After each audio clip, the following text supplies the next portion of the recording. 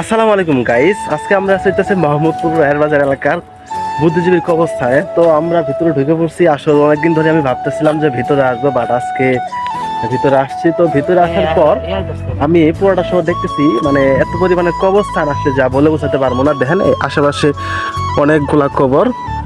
আর একটা কথা কি, মানে এই জায়গাতে আসার পর আমি যা দেখতেছি, রাতের বেলা যদি আসা হয় তাহলে হয়তো হার্ট অ্যাটাক করবে, এরকম অবস্থা।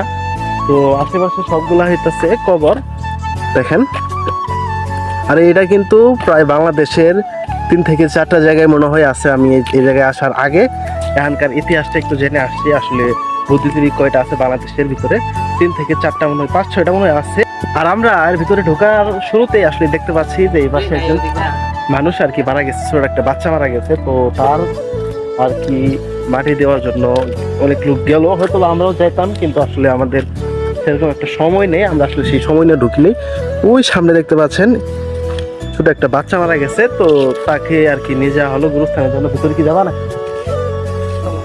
তো আমার সাথে আছে আমার বড় ভাই। আসলে ইদানিং এত পরিমাণে ব্যস্ত, যার কারণে আসলে সময় মিলে না বড় ভাইয়ের সাথে যে একটু ঘোরাফেরা করবো বা যাবো, সেই সময়টা মিলে না। আর এটা হইতেছে এই কবরের কোড নাম্বার, মানে কোন কবরস্থানটা আসলে কত নাম্বার, এটা অনেকে যারা কবর দিয়ে আসলে ভুলে যায় যে কার কবর কোনটা। এর জন্য আর কি এখানে কোড বসায় দিয়ে রাখছে, আর এই জায়গায় নামগুলো সব কিছু দিয়ে রাখছে।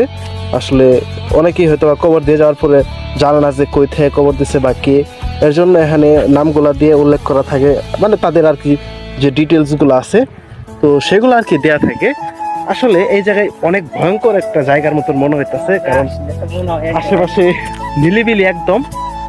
আর আমার তো ভয় লাগতেছে যে কবরস্থানগুলা, কতগুলা কবর একসাথে, এতগুলা কবরের মাঝখান দিয়ে হাইটে যাইতেছি, মানে আমার কাছে কেমন জানি শরীরটা একটু শিউরে উঠতেছে।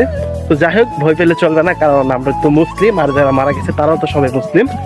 তো আমাদের একজনকে দেখে ভয় পেতে হবে, সেটা হচ্ছে আল্লাহ। আর কাউরে দেখে আমাদের ভয় পাওয়া আসলে ঠিক না। তো আমরা আগায় যেতেছি, আর সামনেই হইতেছে সেই বাচ্চাটার কবর দিতেছে।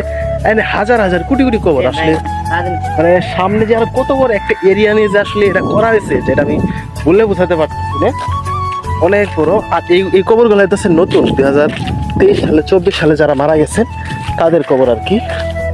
তো যাই হোক, এনার কথা বলবো না। আর এই জায়গাতে সামনে হইতেছে, এটা হচ্ছে মসজিদ।